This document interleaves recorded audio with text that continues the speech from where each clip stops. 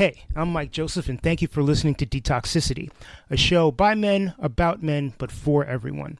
I hope you enjoy the content of this podcast, and I want to let you know about a few things you can do to support us and our mission to challenge traditional notions of masculinity and create a more communicative, positive, and loving environment for all.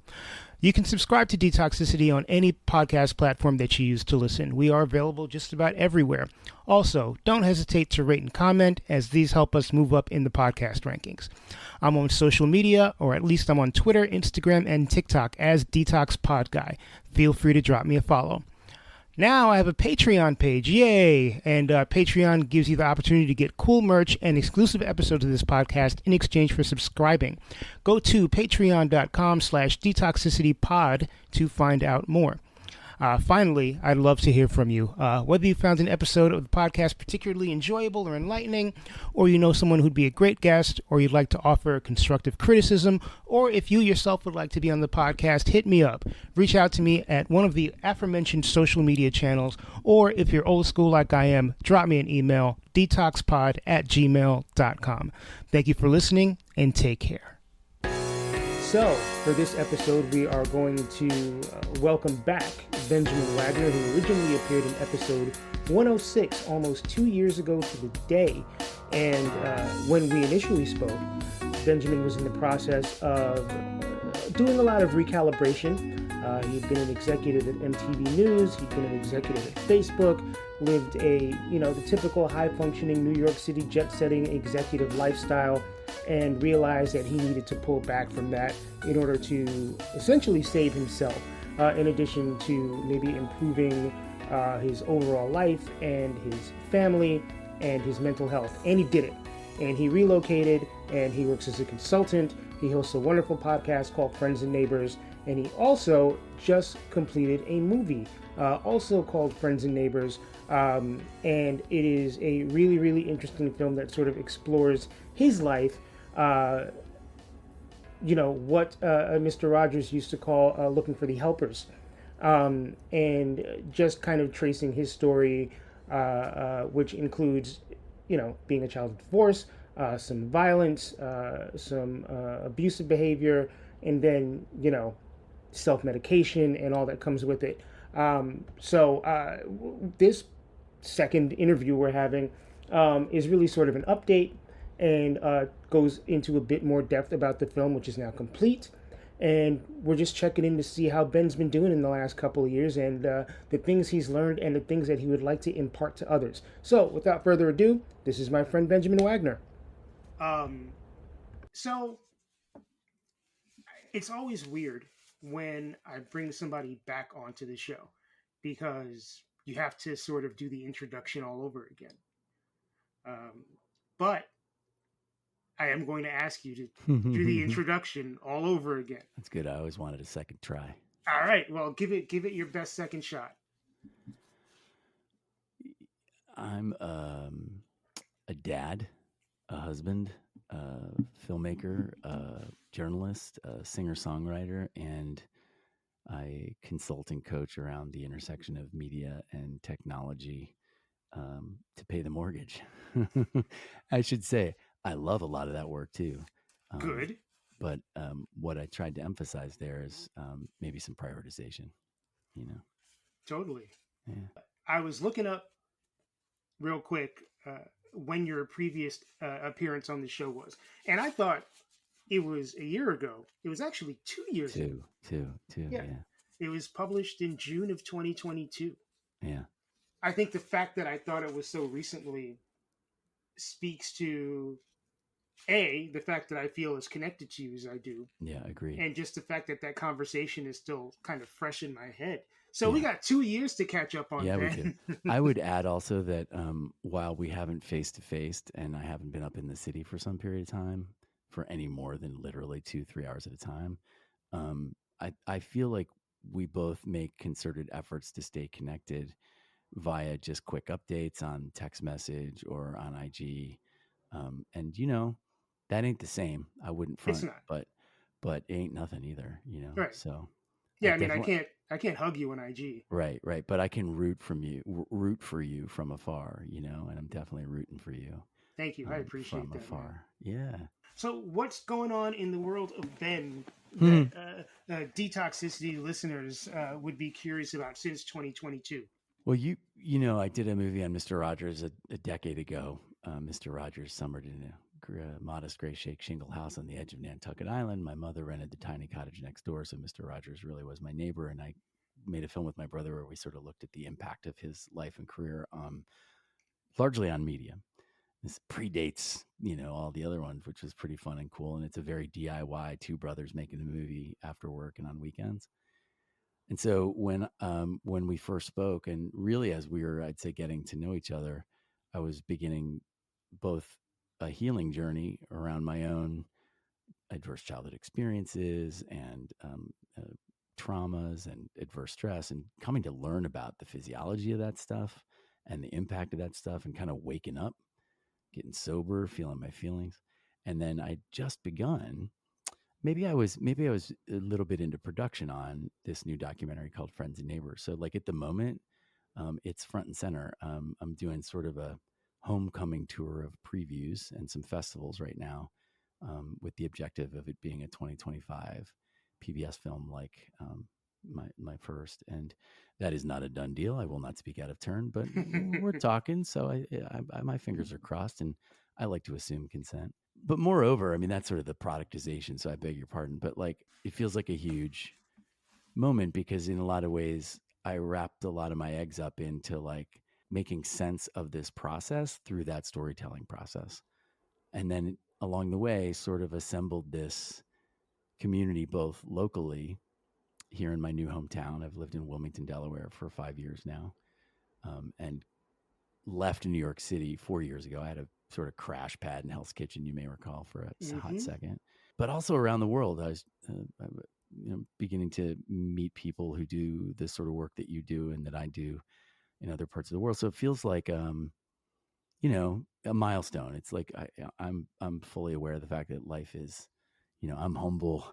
I got beginner's mind, like, but it does feel like, all right, maybe I got a little, I don't know, I got a merit badge or something, like, and I also think that this feels like a moment where I'm beginning to learn how to pay it forward, much in the way that I experience you doing, where you get a little bit of language around something and gain some comfort to be out front of a sort of difficult conversation or difficult topic, and I'm beginning to navigate my way through facilitating workshops on the stuff, doing sort of offsites, keynote speaking, doing one-to-one work, and it's like, like all giving feels like getting often, right? Like, so it feels really nice. Mm-hmm. But it also, in the film, gentleman, his name's Dr. Zachary Mulvihill, says, oftentimes in this healing journey, people find the silver lining in purpose, right? They find a purpose, and that makes it sort of worth it, if you will. It might be overstatement, but it helps you make sense and find meaning.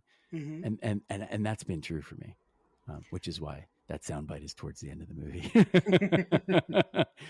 And so that's what this moment feels like. That's kind of where I feel like I'm at, and it's good for my marriage, and it's good for my being hopefully a better father and a better friend and all the things, I guess, which is really where the rubber hits the road. How does it feel to be on the opposite end of what you started with the film? I mean, listen, you're a creative person, you're surrounded by creative people, like it's I got edits, you know what I mean? Like literally, I think we just made two overnight. My brother's literally like, really? I was like, just these two. There you go. And of course I got pages of additional edits, so there's a part of me that knows, until you print it, it's like vinyl, like a piece of vinyl. When got the grooves, it's done. In my space, if and when we ship it to a distributor, and get it to Amazon and Apple and so forth, that's when it's done. So there's a part of me that just feels like, I mean, I'll tell you a secret, man. I actually changed the ending 3 weeks ago, Oh and no wow. one, no one's seen the new ending, and it's a nuance, but you'd notice it. Like it's a clear AB.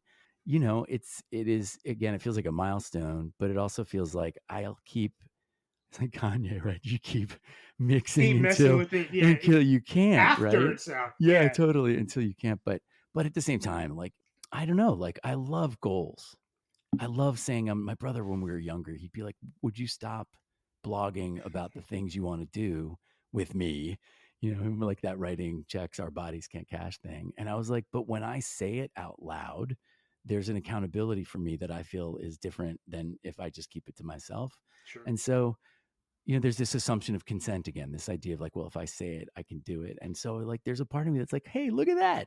Even though I've been around media for 30 years and storytelling, and I'm, it's kind of what I set out to do, and again, it helped me to assemble like this League of Justice or something, like this posse of superheroes.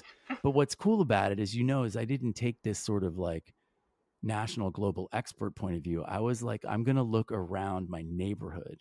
I'm going to look for the people that are closer, because that's more realistic for most people, right? Like, Mm-hmm. okay, so I got to go to a workshop for 7 days at Krapala with Bessel van der Kook. And I talked to him about potentially being in the movie, but then it blows the idea of friends and neighbors. And most of us, we count on our friends and our neighbors, right? And that's where the real healing begins, I think, is in the community, and to be able to acknowledge that the guy across the street probably is going through something that you don't know about. But maybe if you make space for that, like we can begin to kind of claw back from, this sort of epidemic of folks struggling with a lot of complexity. Mm-hmm. So it feels great. It feels great. And I'm apprehensive as heck. I mean, the first time I talked to you was probably the first time I talked about any of this stuff with the kind of vulnerability I did ever. And I remember listening back and being like, oh gosh, Aw. I hope I didn't say too much. You wonder what people will say and blah, blah. So I still have that. It's 72 minutes. It's not 72 minutes of me, but I'm the narrator, and the through line is the experience of the last 52 years, good and bad. But like ultimately you're focusing on like, experiencing, witnessing domestic violence, personally being assaulted, like in the things that are tough and dark that got squirreled away and tamped down until, that suppression or repression got too great to bear. And I said, oh, I got to do something different. So there's a huge amount of vulnerability. By the time your listeners are hearing this will have been there, and they can watch it and they can judge for themselves. But yeah, there's a little bit of trepidation, if I'm being honest, right? Why wouldn't you be nervous Yeah, about it? yeah, Like, I feel like that's a pretty common human experience, is yeah, if you put something in the world, regardless of how confident you personally feel about it, the yeah. reception is always Right, something that's that the word. Yep, you're kind of nervous about. yep. I remember coming home from doing a week of like screenings and publicity when Mr. Rogers and Me came out on PBS. I tell this story often, and collapsing into my wife's lap and just sobbing. And I was so confused because I was like, well, shouldn't I be thrilled?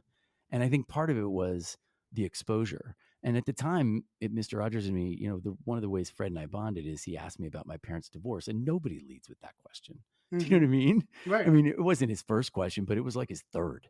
Like he went right there. And I was so disarmed by how he did it, how gently, and the sort of space he made, and how effectively I now know he basically affirmed and acknowledged and empathized, right? I think that'd be the language. But at the time, that felt like a huge vulnerability. And of course, I know now that, not sleeping and a lot of travel and a lot of talking and a lot of strangers also has a bearing on most people's nervous system. So I feel like I'm on the precipice of the same thing.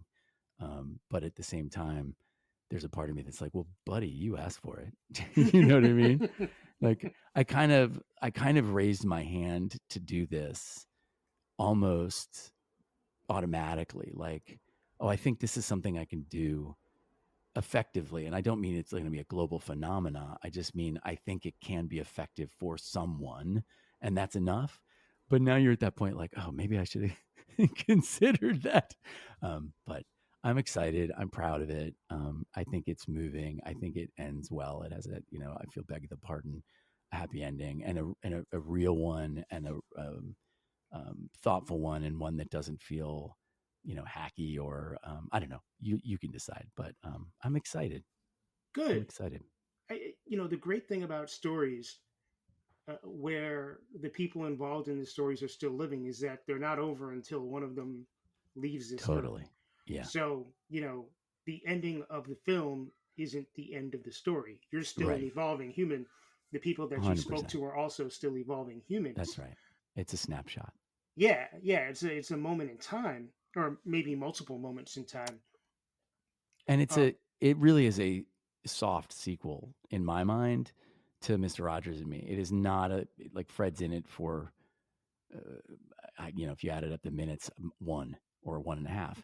But some of the things that I, if learned, if you will, or some of the language I gained from that experience I just saw it, as I think we discussed last time, clear as a bell, as relevant. I was like, oh, he was modeling social emotional regulation. He just didn't call it that. And I just didn't know that because I didn't know what that was. yeah, yeah, totally. you know, and so once you get language, it frames it differently. And yeah, I think it is. I hesitate to say this out loud, but in my mind, like all good things have three, right? So you're in my mind. I'm like, all right, what happens at 62 or 65 or whatever, You Um, let it happen when it happens. yeah, And 100%.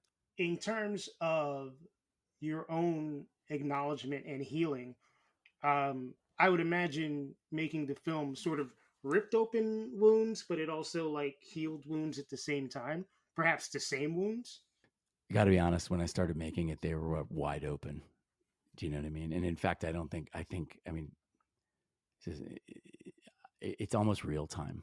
You know, I barely knew what I was talking about when I started doing it.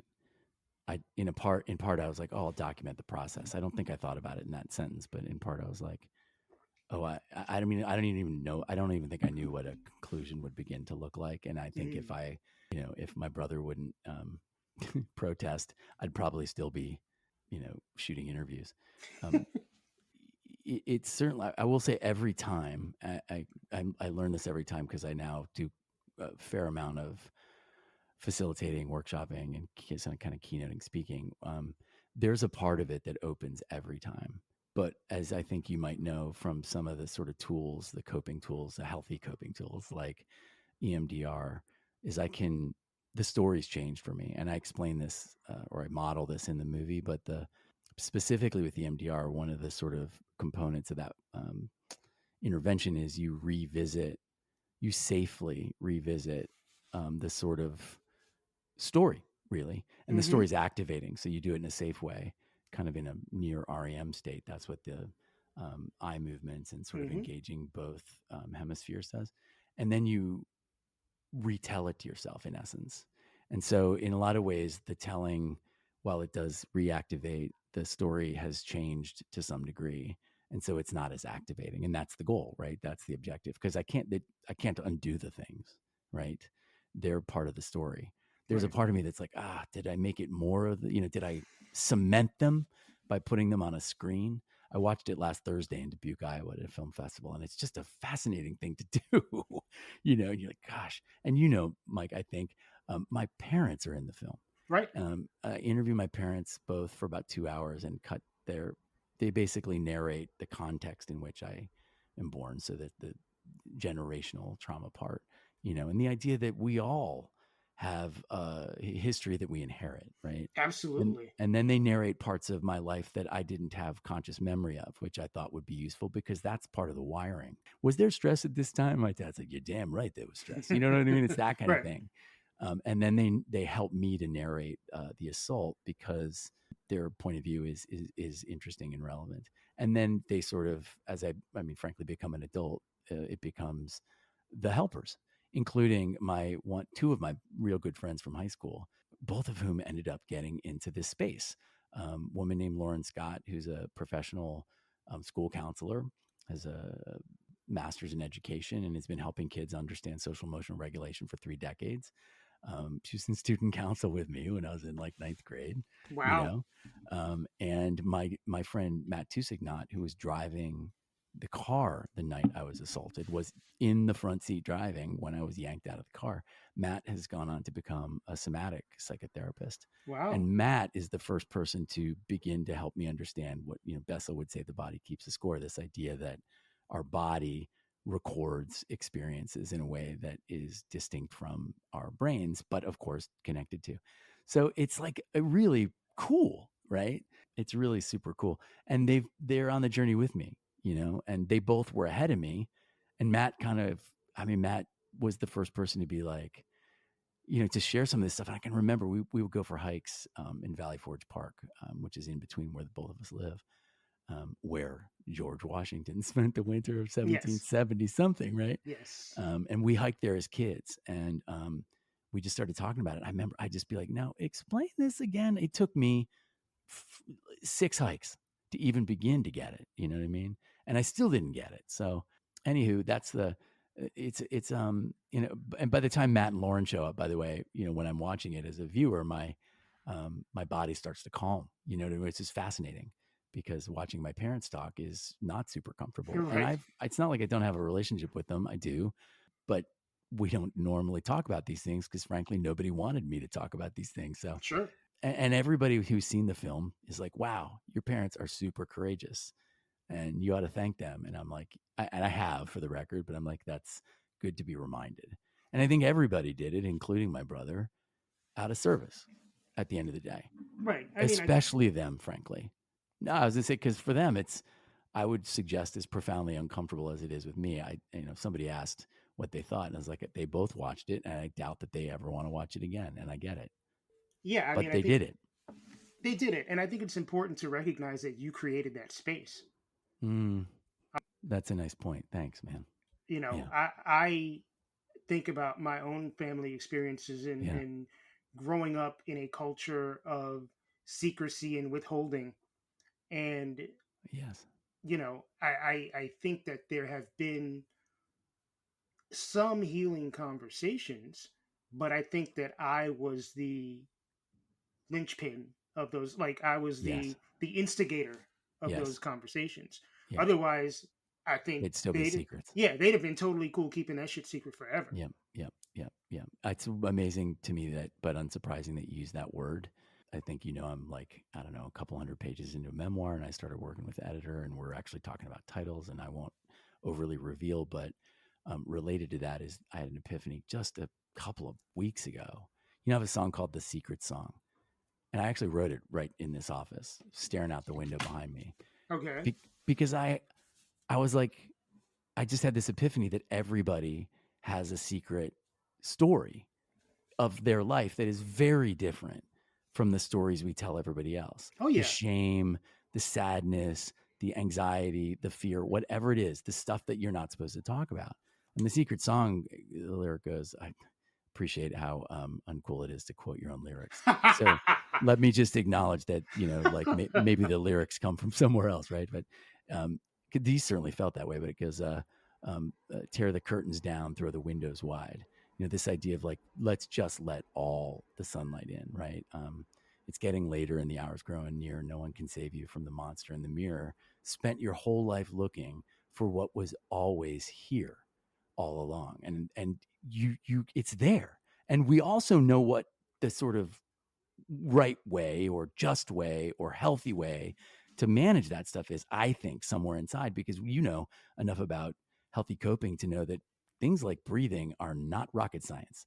Going for a walk, Right. gratitude, nature, like these are basic human things, right? We just have been, frankly, sold a whole different bill of goods, and there's a lot of incentive for a lot of people to try and cope in different ways. But that secret, man, that's the trick, and that's part of what I love about what you've been doing for a long time, and frankly have lent me the courage to do myself, which is to say, this secret shit is not helping. And so if you need me to stand up next to Mike because he stood up first to say, let's talk about this stuff, like I will do my best, you know? And So I props to appreciate you. that. Thank you. 100%. There were plenty of people who stood up before Of me. course. I talk a lot about modeling behavior. Yep. And I think that is, I harp on it because it is so important. Yep. Like people, and you're right, stuff like breathing, taking walks, doing things for yourself on a fundamental level, all of that knowledge is already in us. But as you age and the world does what the world does, and you do what you have to do to survive, and Right. all of these things happen, all of that stuff gets buried until you almost forget. Yep. So I've used this before. Like Mariah Carey said, the hero lies in you. You know, Yes. it's like it's Yeah. there. You just sometimes need somebody to remind you or Yeah. tell you that it's Yeah. there. Yeah. I love that you use that word. I part of this sort of one of the beginning thoughts I had that gave me the temerity to be like, all right, dude, what happens if you just don't drink? What happens if you go off all the things? What happens if you feel all the feelings? And part of the thought was, what happens if you make your vulnerability your strength? What happens if you lead with the thing that you think is your weakness, but has always served you? That sensitivity, if you will, which I heard about my whole life. Oh, Benjamin's sensitive, right? Like, like, what if that's a good thing? It What is a if good that's, thing. of course, like, would I have written any songs? Would I have made any movies? Would I have been promoted to run MTV News? I don't know. Like, probably not. Like, it's who I am. And so it was almost like, back to the, spent your whole life looking for what was almost always here. This idea that clock is ticking, right? The clock is ticking. And I was like, I hit a milestone birthday and I was like, I You am did. not doing another decade, not feeling like I'm all the way here. So I love to use hero. It was literally like, and in the movie, this is funny. In the first movie, Mr. Rogers and Me, like I'm not really on camera per se, but Chris is a filmmaker, or Chris had shot more and edited way more than me. And so I end up on camera and I'm wearing the wackest stuff, dude. It's like 2008, 9. I'm wearing like shorts and like socks that are jacked up, like awful running shoes. So when I started making this one, I was like, I will not make that same mistake twice. So I have a bit of a uniform. And I've started referring to it as my superhero costume because I wear it to the premieres now and I wear it like when I'm in that mode. And, it's this hat, it's a lightning bolt shirt from a cool, t-shirt place in Nashville. It's a gray sport coat. It's a, pair of cool kicks, and it feels like, okay, I'm putting on the cape now. I'm going to go do the thing. And it's a ritual. It's ritualistic, but it's the Right. hero. It's the superhero thing. I love it. How has doing this, or has it, changed your relationship with your brother? Oh yeah, I told him a couple of months ago. It's like, I get that question when people watch it. It's usually one of the first questions. Usually it's your parents and your brother. I'll tell you the best example of how I think it's changed it. Um, he we hang up and he says, "I love you," and I don't think we hung up and said that. I have not acknowledged that to him. And it's funny when men say "I love you" to each other, isn't it? Right? Is it? Um, well, I mean, it's funny to me because it's not. It's like patriarchy doesn't do it. How about that, right? Right. You Yeah. know, I mean, remember, I spent a lot of my career in offices. Well, so have you in offices with dudes in suits. We just talked about it earlier. Like this sort of patriarchal rigidity. Yeah. This sameness, this hegemony, and he certainly didn't. We certainly didn't. Occasionally, maybe, but it's a small but lovely gesture. This is my diplomatic answer, man, which is Chris is on his own journey, and I don't know that the D back to dissatisfaction, vision, and process is sufficient for him to create the kind of change that I've created in my own life. But I also try to. It's funny. I say this all the time. I say free to be you and me, right? If you remember that, Yes. that was an A important. little before my time, but Yeah, yeah. I know what you're talking It about. was right in my time, and it Right. was an important movie that they would show us in grammar school, and I had the record. So I'm trying to give him the space to do his thing the way he does his thing, but we have had more than one conversation where he's like, well, it seems like, yeah, and this is right. We all have different nervous systems. And as Kevin Smith, the director, said when he talked about his own experience, like, it ain't the trauma Olympics, right? So Right. let's not compare. And one of the things he used to do, and he does not do, my brother, is say to me, well, it could be worse. You could be blank. And I'd be like, yeah, but I'm only going to live in this body. Right. So, like, I'm telling you what this experience is like. But he stopped doing that. But he'll say to me, like, it's so wild that we grew up in the same house and had such different Different experiences and it experiences. didn't impact me, and I'm like, all right, I'm not fully But buying what you're but selling, but but that did it you can though? have that. Yeah, Yeah. exactly. Exactly. My sense is, Gabor Mate's idea around trauma is just basic disconnection, right? It's an absence of support, really. Sort of not being seen, not having the space made, if you will. And I think that happens all the time, right? I mean, Fred Rogers' big thing was bullying and his family saying, oh, just don't worry about it. The kids were calling him Fat Freddy and chasing him, he would get chased down the street, and his parents would say, "Oh, don't worry about it. Just pretend they don't exist." And you can't, when you're Yeah. 8 years old, pretend something didn't happen, right? And that's part of, I think, this idea of a secret. Like in my household, nobody wanted me to ask these questions. I'd be writing songs or doing blog posts or writing short stories about these, fictionalizations or actual stories, and basically everybody would be like, "Could you just stop?" You know? And the answer was no. I couldn't As just it stop. should be. Well, I couldn't. I mean, I literally couldn't, right? And now I know a little bit better about storytelling as a trauma response. Like, you got to tell your story till somebody says, "I believe you." Right. Okay, yeah, that was real and that was hard. Even I didn't believe it fully, like even until I did some of the really deep sort of interventions and went back deep and was like, I had an EMDR experience I don't mind sharing where I felt like I was going to throw up. And as it came up from my lower left abdomen and passed through my mouth, this phantom sort of memory or experience, I could taste blood. And I said to the woman I was working with, I said, "That's that is all of the blood that I swallowed the night my jaw was broken." I mean, it was real as the laptop in front of me and the microphone in my hand. You know what I mean? Yeah. And then I was like, "Oh, this is real. This is all real." It was like the most body keeps the score experience I had. And I think it's important to talk about that stuff because I guarantee you 10 years ago at the height of my scrambling around that city, I'd have been like, "All right, there, hippie." You know what I mean? I'm a pretty reasonable guy, pretty thoughtful guy. I think I was a pretty open, progressive guy, but I still would have been like, "That's a little out there." But now I'm like, "That is fact. It is fact." Yeah, and to give the folks listening who maybe don't know a little bit of context about EMDR, it Yeah, is a type of therapy that basically, I don't want to say it's like hypnosis. yeah, There are some similarities, yeah, yeah, but it allows you to relive and recontextualize traumatic experiences. And in a safe way, right? yes, and I did EMDR last fall. Yeah. Um, Oh, you I'm so know, glad. and maybe I'm a little too close to it to really ascertain how much it helped me. Yeah, But I do think that the experience was very helpful, and it's not easy. Like yeah, you're reliving yeah. bad shit. Yep. Yep. Yep.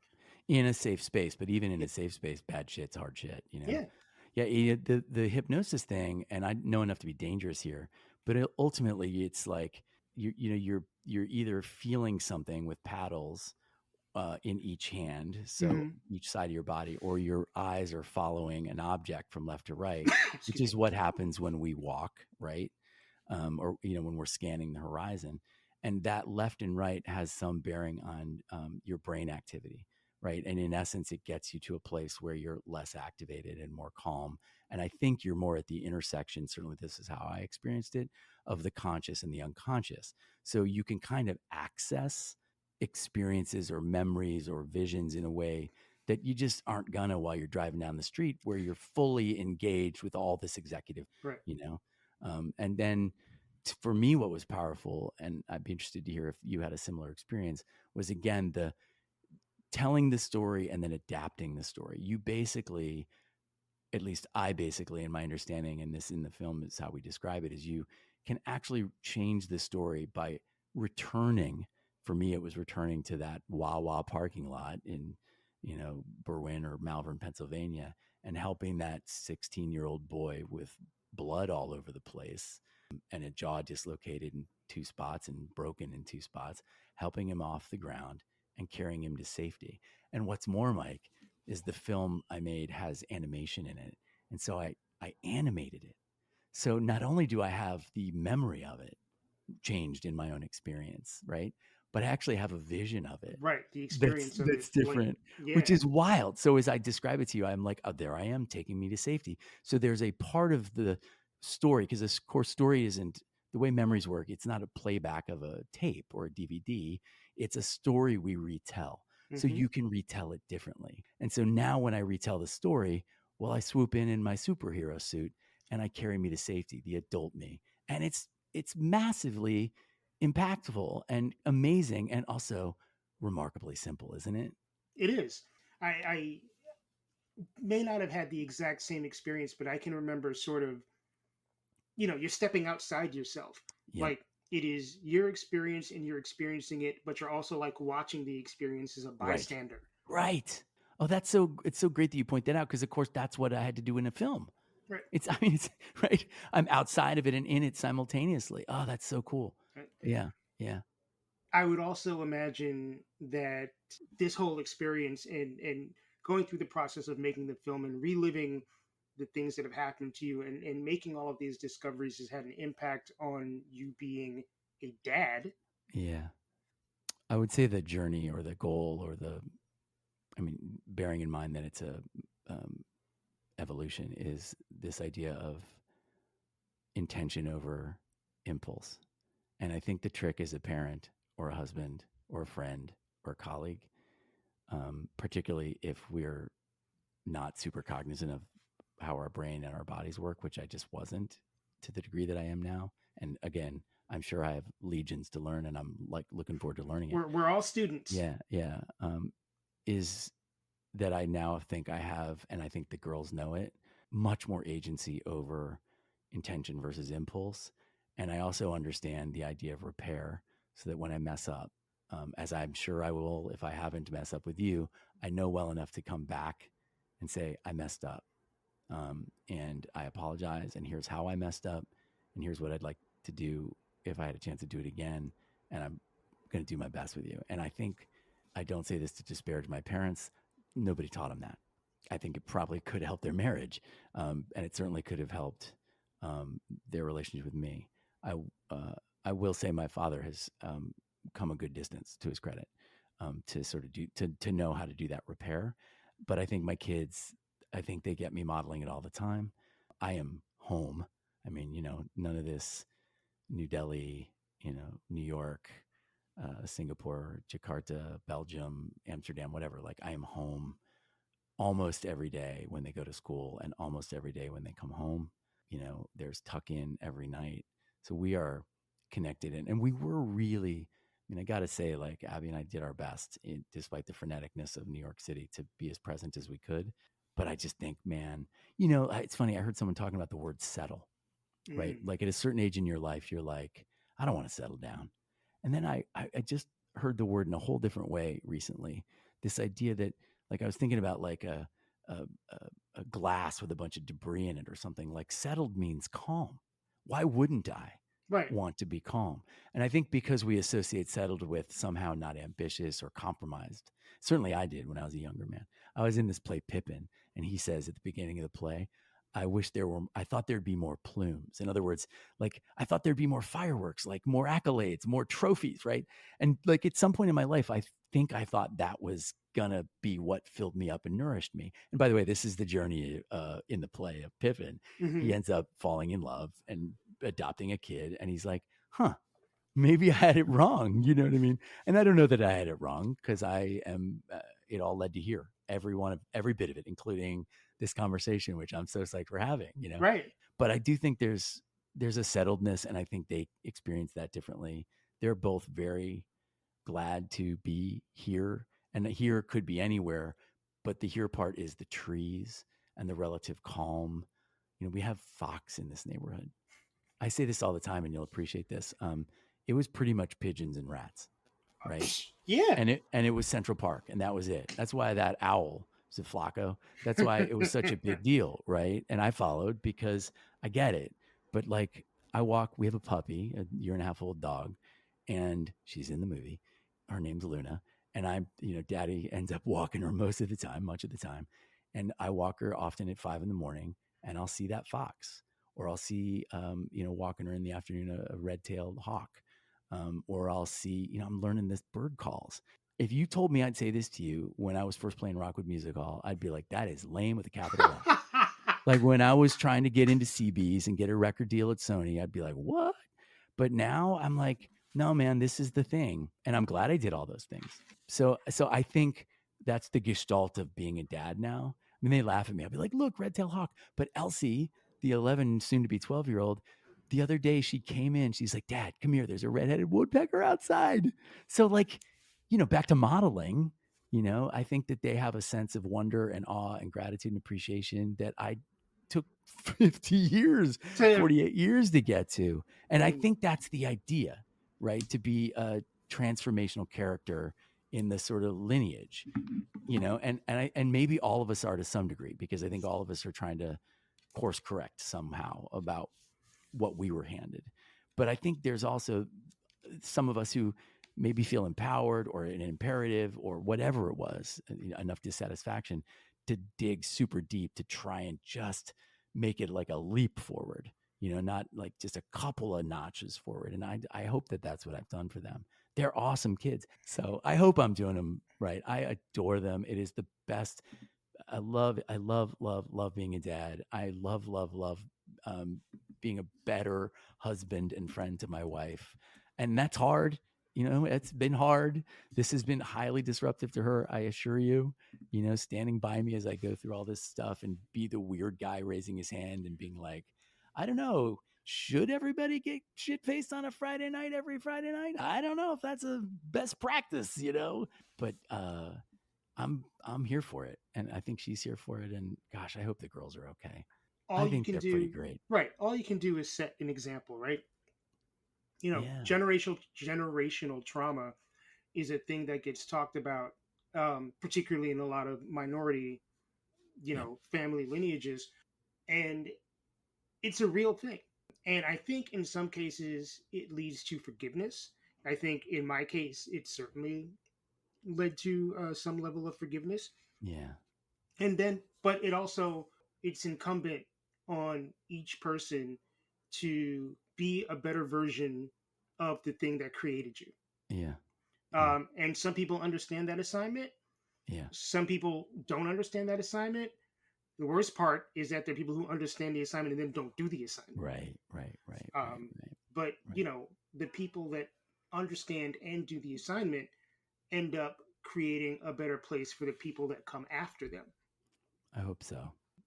I think, that's just right. That's just natural selection to some degree, right? Like it's evolution thing. And I've often thought of it that way, like this sort of psychological imperative to evolve. But I will say my point of view on what that meant 5 and 10 years ago, and I've been a dad for almost 14 years, is very different. Sure. As a result of the last 4 or 5 years, like the pervasiveness of trauma and an understanding of what it is from a physiological standpoint has been so transformational. And I appreciate that word is bandied around very casually. And one of the reasons I made the movie is because I hoped that, there are literally like explainer videos in it. Do you know what I mean? In fact, a buddy of mine in Brooklyn was like, I don't know what this is. Is this an educational movie? And I was like, well, I guess, you know what I mean? He was like, your voiceover could be much cooler. And I was like, I know. You're being you. Well, I also was just, I was trying, the part of me that's like, cool. I don't know. Like, I feel like I spent a lot of energy on that. I remember when I moved to New York and I would play rock shows in, not joking, my girlfriend's pleather pants and like lame shirts. And like at a certain point I was like, dude, I don't think that's right. Like, luckily I got an epiphany, like easy on the pleather. Hey, good. My personal opinion is that's good. And that works for some people. Not on me. Right. It's like, are you trying to be this or are you trying to be you? Yeah. And if you and this are two different things, then you have a decision you need to make. That's the stuff, right? It's that misalignment. And I just cracked that language because I've been trying to explain to this editor, like, what is the heart of the book? And I think the heart of it is like, I felt grossly misaligned and I had no understanding of why that was or what that was. That doesn't mean part of me is not an executive who likes to wear suits and stand up in front of people and do strategy. It is. That doesn't mean part of me isn't, the kind of guy who wants to go Vision Quest in Utah and literally like try and connect with my ancestors. That's me too. And the trick was to try and, it's funny, I said this to my wife before I knew any of this stuff. I actually said it to you back to the introduction of the podcast. The first time I said, I'm a consultant, I'm a creative, and I'm a consultant. I was trying to find a way to be more whole. How can I be the executive me and the creative me? How can I be the me that believes in the invisible and that also wants metrics. Do you know what I mean? Like, Right. and I think maybe that's the journey, right? For anybody who's paying attention, is to try and be as whole as you can. I think that's what we mean by authenticity, right? Like that alignment, that centeredness, that groundedness, that truth. It's an overused word, but it's an overused word that I think has so much value. Yeah. Yeah. Gosh, Um, I hope we have not made your listeners throw up in their mouths, because I just heard myself for a second. But throw at up, this, there are plenty of podcast options for the world to listen that's to. right. If you choose to listen to Detoxicity, you know You're what you're here for getting it. into. Yeah, I love Yes. it. That's great. I want to be sure I emphasize the absence of expertise, that very, the idea that this is a beginner's mind thing. But at the same time, I do feel like I've I've learned enough to be like, oh, I see, so it's exciting. And it's also, as you know, exciting when you're talking to somebody that you feel like you're speaking in similar tongues. So Right. you feel less like, I don't know if I have to convince you of this thing. Well, it's kind of like, what do you need or want to have expertise in, right? Like, the one thing you definitively have expertise in is the life experience of Benjamin Wagner. Yeah, that's it. Right. Right. Yeah. And, I Yeah. also tell this to people, when I do workshops and stuff. It's like, Yeah. look, I'm some guy. Yeah. I don't know your life. I don't know, there's plenty that I don't know, but what I do know is what I've seen and what I've experienced. Yeah. So what you're going to get is coming from this experience, and you can do what you want with that information. Right. Right. Right. Totally. That's fair. Right. Yeah. And it's like, I think that I have something to offer based on what I've experienced and what I've lived through. Yeah. Same way, Yeah. like, I think Yeah. you have something to offer based on your experience and what you've lived through. Yeah. Yeah. Thanks, man. And that is, it's funny. I got asked yesterday at the end of a workshop in a question section, some version of that, like what gave me the courage to sort of make what he called a pivot. And I was like, well, I kind of figured between 18 years at MTV News and 7 years at Facebook and 25 years in New York that there was a body of experience that I could pull from and say, well, what about this? Or have you thought about this? Or maybe you want to get curious about that. And that was enough. And I also, I know you've done, some real due diligence around certification and coaching and stuff. Like I have some frameworks that have worked both for me personally and from, sort of psychological and individual level, as well as strategically within an organizational level. So you're right. But I do have a tendency, and this is probably left over from a part of me being, 9 years old, where you're like, I don't know, really? Do you? Are you sure? Right. And maybe that never ends. Like, right. Like if you ask a 90-year-old how old they feel, they rarely say 90, This is true. There's a lot of talk, or at least, I don't know if globally there's a lot of talk. In my circles, there's a lot of talk about the loneliness epidemic, particularly among men, although Yep. it's not exclusive to men. Mm-hmm. You, as we've talked about now twice, deliberately made a pivot out of a very noisy Mm-hmm. life experience, almost to kind of like save yourself, or just to create a better life experience for you and the people around you. Yeah. I mean, both, I would say both of those things, man. Yeah. Yeah. For folks out there, and well, some of that also takes resources, right? Yep. Um, 100%. Financial resources, people resources, all of that stuff. But given someone who has some of the resources, but is just sort of stuck in that area, feeling that stickiness, and they're like, man, Yeah. I want to make a pivot. Yeah. I don't know how. And that could be anything from, leaving a job to leaving a relationship to leaving a geographical place to stepping out in the world and being your authentic self and talking a little bit about, or talking a lot about, the things that you experienced that you've kept hidden for so long. Yeah. Like, what can people do to just kind of like Yeah. do the thing, as opposed to like sitting on it and Yeah. deliberating back and forth? Well, first, I do think it's important, and I try to acknowledge privilege. I mean, just by the color of my face and the historical context of my family, I have a leg up, and I think that's important not to act like that's not a thing.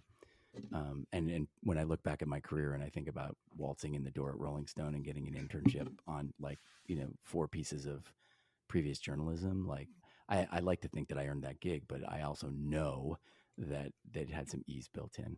I think that's important to start with. What would I say? I would say start anywhere, which is like one of my favorite Facebook analog research posters. There was a arm of the company that made really, truly artistically cool and frankly philosophically sound internal propaganda. And I actually was borrowing that stuff at MTV News before I went to Facebook, and it was part of why I wanted to go to Facebook.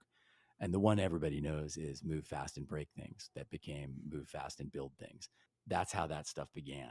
And of course, that's not a great example because a lot of things got broken. Mm-hmm. But there are other better examples, and one of them is start anywhere. Another one, I won't go grab it because it'd take too long for me to get that far, but I have it framed over here that I took from Facebook. It says, stay humble, which interestingly might be part of what happened in the arc of Facebook, is that there was a moment or a period of hubris, but that's not what you asked me. So put a pause in that, put a pin in that one for Put a pin another in that one, podcast. yeah. But start anywhere, right? That idea that action creates action, right? Like energy, starting to move energy creates movement. So it's almost always my first answer. Now, start with what? Well, anything really. Like, what comes to mind for me is a list of things that are working for you and doing more of that. Like, what gives me energy? What makes me feel positive? Like, right, if I had done that, if I had heard me say that, I'd be hiking more, right? And on one of those hikes up in Storm King, right, just right up the Hudson, like 50 miles up the Hudson, right up around Beacon, all those little great day hikes. I guarantee you I would have had moments of reflection that would have given me insight of what to do next. And that's all. Like, another one that was a great Zuckerbergism, and I appreciate that probably comes in quotations for many. But it was a ruthless prioritization. Like, I often get stuck with what to do next, and I'd say to myself, well, what do I have to do next? Because I can't do 8 steps out. I'm not like a master chess player, Right. but I can do, okay, what do I need to do next? Because like most people's days are full of lots to do and lots of busyness. So what do I have to do next? And what could I ruthlessly prioritize? Abby and I moving here took 5 years of discussion and 2 years of action. And as I said earlier, I knew it would take 5 years for me to even begin to feel like I was settled. So that's like a 10-year journey. So I think that's that idea of, this is one of my new favorite words or old favorite words. You know this. I visited Graceland like probably 6 times in my life, and I'm not really an Elvis fan. But like, I intuitively wanted to go there because I love American pop culture, obviously, given what I did, and I appreciate his place in it, and I also appreciate that he is like high and low art simultaneously, like wildly successful and tragically unhappy, right? Mm-hmm. Like, I took my kids last summer, and I was like, he died right up the stairs, and they're like, where? I was like, on the toilet. You know what I mean? It's like the weirdest thing. Right. But I kept asking myself, why Graceland? And I came to the idea that because of grace. And grace is unearned favor, right? It's this idea that, like, you may just get a little bit of dispensation or space or permission or whatever without any merit. You didn't earn it. It's just there. So what happens if you give it to yourself, right? What happens if you say, I don't know the answer yet. I don't know where the pivot's headed. I don't even know if I can pull it off. Because guess what, man? I don't know if I can pull this off. Like, Right. my right leg is way out over a leap of faith, right? And I believe that the things that we're talking about are useful to other people, and that I can help pay the mortgage with that, combined with some of my other work. And, and that people will buy a book and they'll go to a movie, and it might be helpful and good for my soul and good for theirs and help to pay the rent, right? That is a thesis that I am way over a chasm on. So, I'm in that pivot. But to me, it's like, start anywhere, ruthlessly prioritize, make a list of what's working and do more of that. I love getting tactical too. Smart goals are very simple, right? Like, the idea of like thinking about how relevant is it? How timely is it? What's it look like when I get there? What are the results? What's an appropriate timeline? That kind of stuff. It's very corporate-y, right? It's very Yes. strategic-y, but there's a reason that those things are effective, right? Right. And then being a little bit tactical and breaking it down. Actually working at Facebook was great for a lot of reasons. They were very good at, we had these crazy ambitious things we would have to do. The year was broken into halves, and you would have assignments, multiple assignments per half. And they were usually making something from nothing, like a product that didn't exist, a program that didn't exist, something in the world that didn't exist. And you'd be like, I don't even know what this assignment is usually. Um, and so you would just have to break it down into steps. And part of that step was to just go, well, here's a blank sheet of paper, and any mark I make is progress. And I'm going to give myself grace to know that I don't know what it's going to look like when I get there. I didn't like making a documentary, having made 2, 3 really, because I made one in between, a short. I didn't know what the story was until I started telling the story. So like in part, I get that there's a little bit of, so I gave some hard science and I gave some sort of philosophy and some tactics, but I think it's a blend of those things, or any one of them. It sounds like there's an element of trusting the process too. For sure. Yeah. Yeah. And even if you don't know what the process is, I mean, here's one thing we know how to do, most of us, appreciating that everyone has this capability, but walking step by step, right? Make it moving through the day. Like time will pass. We will make progress through time. So like just trusting that, and I do appreciate that. I don't know. I do have maybe this is the 30 years of experience. There's somewhere in me that just goes, dude, I worry about this stuff all the time. I will say I worry about it a lot less, but part of it is just suspending that worry because I know it doesn't serve me. Right. And to your previous point, we have enough time in the past, for better or for worse, because I'd love lots in the forward, in the future, but to know that, well, we made it this far. Like, and from my eyes, man, you are doing a great job with your life. You're creating positive things in the world. You're making progress and you're helping others. Like, I don't know what else there is. And best as I can tell from the amount of times that we've engaged, you're feeling better about who you are inside of you, which I think is the thing. Yeah. Because then we're better for true. others. Wow. A+. Sorry. Like what a Western way to, what a Western academic way to frame it. But you know what I mean? Like, that's amazing. Oh, I hear you. Yes. And I thank you for that. I don't know if I always feel that, but that's why we're here for each other. Right. That is why we're here for each other. And given the concept of friends and neighbors and how important relationships are to you, are you, even if this is a thing, are you satisfied with the relationships in your life?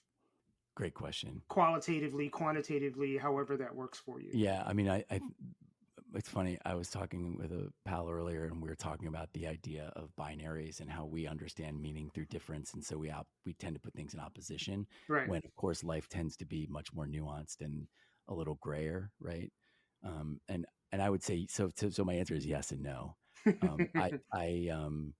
I have cultivated, and this is one of them. Many. I mean, I've been a collector of people with whom I can connect my whole life. And I think I understand better than ever why that is, because I think I often felt disconnected. And a lot of my life, I felt very lonesome inside of myself, is the truth. That's the secret, And so moments like these, and the people that you connect with and stay connected with, whether you spend the weekend with them or an hour a year, like that's the thing for me, and I'm very grateful for a very robust, really international neighborhood. I mean, I'm thinking of my pal Hadirman in Singapore, or my pal Andrew in Sydney, who I absolutely connect with on the regular, in the way that we do. It might be a paragraph here and there, but I'm feeling you, and vice versa, Right. So yeah, in that way, of course, would I love to spend more time? Do I fantasize about convening these men? And P.S., it's largely men, because I think men need some help because men are in the way. Right? As my daughter talks about, Caitlin Clark getting half the amount of signing for, whatever the deal was, half the deal. I'm showing my ignorance in sports here. To the guy who's got the Knicks over his shoulders. Right. Yeah, exactly. But at least I knew that. At least I knew that. No, right? No judgment. Yeah. But so yes, I do. And is there a desire to go deeper always? I have loved getting to know my wife in a whole new way in the last 3 and 4 years, under duress initially, and now out of curiosity and compassion. So like, wouldn't trade it. Is there deeper to go? Heck yeah. I suspect I will be seeking that depth of connection till my last breath. I love that. And it's super important to me too. I remember fairly recently being called a collector. And it felt kind of derisive coming from that person. So I felt away, and I'm like, maybe I was getting too deep in my head thinking about what that person meant by it. But I don't think it's a bad thing. I don't think it's a bad, like, I'm not collecting friends just to say I have a lot of friends. Right. I want to be close to a lot of people. I want to, like, fulfilling relationships make me feel good. Yeah. You know? And that makes sense. You know, I know enough to be dangerous about your historical context in your life. But what I'm going to guess is relevant to both of us is this idea of attunement and how safe and connected we felt day to day, hour to hour, minute to minute in really formative years. And so it would make sense to me, just to speak for myself, that I would desire that feeling of like, I'm seen, I'm understood, I'm appreciated.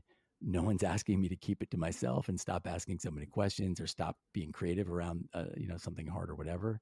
So that attunement thing resonates with me. And you saying collector, by the way, does as well. I think to me, the differentiation would be, I feel similarly, and I can think of like, going through my life being like, oh, I love this guy. I want to hold him close, Right. I want to keep him in my life. And there are women too, but like often it's like, I'm thinking of my buddy, Ron Lieber, like I've met him and I was like, I want to keep Ron in my life. I have 5 dear friends from high school and we talk every day. Right. Like, and it's a practice to keep each other in each other's lives. But I think the thing about collecting is we're not talking about putting them in a frame behind glass with pins through their wings. Right. That's where I think that idea of collecting certainly would become toxic or problematic. Like everybody's soaring and flying. You're just trying to find those opportunities to land on a branch next to each other and sing a song. Sorry, I just took that bird metaphor all the way. You're a songwriter. Right? Like I would expect nothing less than poetry from you, Ben. First of all, shout out to Ben, not just for acknowledging his privilege, not just for making the changes he needed to make in his life, not just for wanting to share that with others, but just generally for being like a good human being. I appreciate him. I'm sure others do. If you want to know more about Ben, you can listen to his podcast, Friends and Neighbors, which is available everywhere you find podcasts. You can also give him a follow on Instagram at Benjamin B. Wagner. You can find his music on all the streaming services, lots of places to find Ben. And Friends and Neighbors, I believe he, as he mentioned over the course of our interview, is looking for streaming, like a distribution partner, I guess you would call it. So, hey, if somebody from Netflix or Hulu or wherever, Amazon is listening, hit Ben up and, make sure he gets the bag. So hopefully we will all be able to watch Friends and Neighbors at some point in the next year or so. And Ben, I hope you come back. Thank you for listening to Detoxicity. I hope you found this particular episode interesting. And if you are new, I hope you go back and listen to all of the older episodes. Once again, my name is Mike Joseph. I am the host and producer of this show. And there are a lot of things that you can do to continue to support our mission, continue to support this podcast. Follow me on social media. I am on Instagram, Twitter, and I'm on TikTok as DetoxPod Guy. You can also send me an email if you'd like. I'm at detoxpod@gmail.com. I am always on the hunt for people with interesting, inspirational, and powerful stories. So if you know somebody who fits that bill, or if you yourself fit that bill, please don't hesitate to drop me a line via email or via social media. Please make sure you subscribe on your podcast platform that you're listening to this on. Rate, comment, help a brother out, help us move up in the rankings. Follow me on social media. Like I said, follow our Patreon, or subscribe to my Patreon, actually. Patreon.com/detoxicitypod. You get access to exclusive episodes. You get episodes a little earlier than the general public. You get a cool ass sticker, lots of stuff. Once again, patreon.com/detoxicitypod. Quick shout out to Calvin Williams for providing the music and doing his magic on the logo, which was originally designed by Jacob Block. I thank you all for listening. I wish you all the best. Please take care of each other. Till next time, peace.